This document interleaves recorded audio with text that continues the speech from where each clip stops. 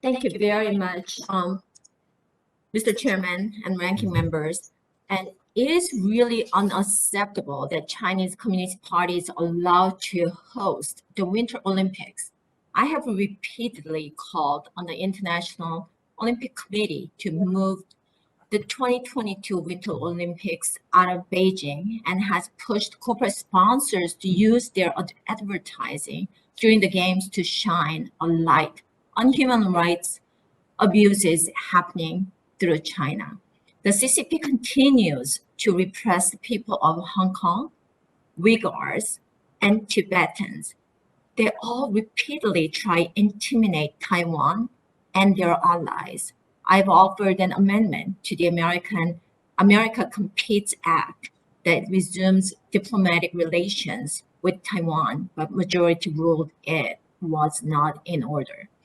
Recently, Qin Gang, China's ambassador to the United States, issued a warning of military conflict between the two nations over Americans' continued support of free and independent Taiwan. This should concern every one of us.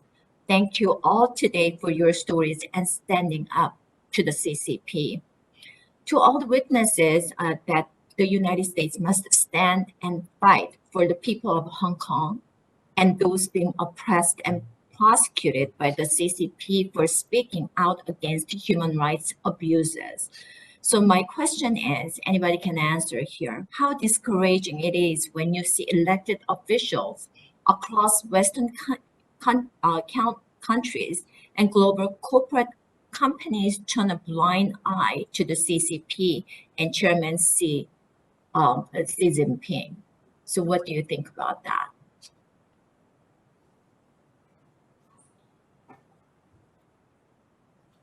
Yes, and maybe I can jump into answering Congresswoman's question. As I said in my speech, it's really disgusting to see a lot of big corporation and some of the country's leaders literally rolled a red carpet for this Winter Olympics, while they obviously knowing that there is a genocide ongoing, that a lot of people suffering, and they know that by doing so, they are unable to address these problems. So for me, and it is especially disheartening that it is not just about the Winter Olympic or the Chinese human rights violation. It's about how we can retain the integrity and the idea of democratic values, while we obviously knowing that China is actively redefining the definition of democracy and trying to say that the totalitarian system triumph our democratic system. So for now, I think we need more values in our actions. We need more value-based diplomacy, and we need more alliances and coalition that like-minded countries can work and act together. And some of the democratic countries, if they send delegations of high officials to the Winter Olympic, it definitely ruins this kind of like collaboration and dedication that we all put in protecting democracy. And let's not forget, we are in a democratic backsliding in the second decade. For the past 10 years, 20 years, democracy is losing ground in the world. And one of the major components is that we were too complacent to the rise of authoritarianism, especially to China. And now we should change that. And the change starts with all democratic countries getting together and at least to boycotting events like this. So American leadership is really important, and I'm very grateful for all the bipartisan support that we as Hong Kong democratic activists receive, and your support to our democratic movement and addressing human rights violation in some other regions in China, including to the Uyghurs, to the Tibetans, and to the Taiwanese. Thank you, Mr. Lau. I sent a letter out to 17 Olympic corporate sponsors to just use a little bit of their advertising money to let the whole world know that what kind of human rights violation that CCP is being committed, because it's really important and they have a big platform, and this is just perfect timing to do that. I never got any responses from any of those corporate sponsors. So my second question is, what do these CEOs and elected leaders need to do to protect those minority groups and vulnerable population in China, because we don't see that in the world, and they are not transparent, and they've been hiding everything. So unless we hear from witnesses today, that we don't know exactly what's going on, except just some of the news matters that we read. So anybody can answer that, and I really appreciate it. I'd like to take this question, please. Thank you for this wonderful question. First of all, I want to follow up with, connected to the previous question you had asked, you had raised, that it's absolutely disgusting that the corporations have chose to turn a blind eye, but it is very saddening. But also, we need to be positive because only being positive, and then there's hope, and then there's change.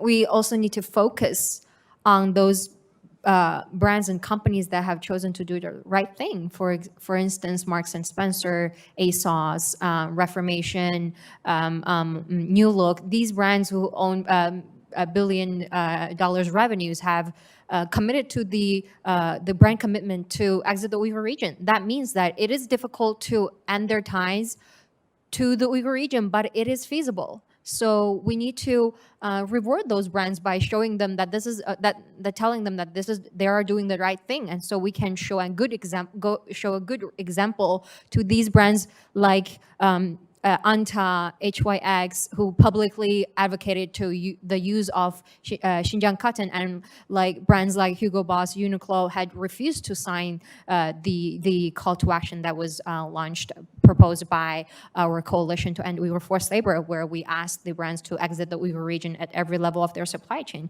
We have different brands choose different paths, and the CEOs, they are full aware of what is happening. The coalition to end Uyghur forced labor, we have reached out to hundreds of brands. We have sent letters to hundreds of brands, informing them what is happening, providing service that this is what you can do, this is what you shouldn't be doing, this is how you can do better. And we have received replies from many brands. I'm not going to name who exactly here. Some of them said, yes, we're aware of this, we want to do good, but we can't commit to the call to action that you have proposed. Some of them said, we will continue. Some of them will say we would like to stop sourcing from the Uyghur region, but also some of them would ignore us and stop responding, even though we are more than aware that they have received our letters and they know exactly what is happening. So we need to urge those CEOs, those corporate leaders, to make them to follow the good examples, to do the right thing, to stop their complicity in the Uyghur forced labor. 22% of the cotton production might be from the Uyghur region, but the rest of the 80% is from elsewhere. That means there are alternative ways. There are alternative. They can source in other places. There are a better solution, and we need to propose that to those brands. That's why governments around the world also need. I suggest governments around the world to also reach out to those corporate leaders and let them know this is not an action that we should be encouraging, and what is the right thing to do. Thank you very much. But I thought this is just perfect timing, and they have a big platform to let the world know that exactly what's going on inside China, and they can just spend a little bit of money. But Mr. Chairman, my time is up, and thank you. I yield back.